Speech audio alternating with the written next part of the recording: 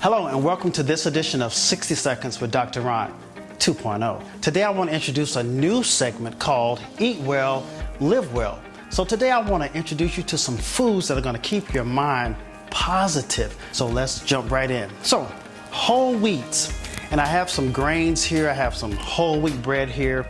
What they do, they are complex carbs. So they slowly release glucose. And then here on set I have some lean turkey.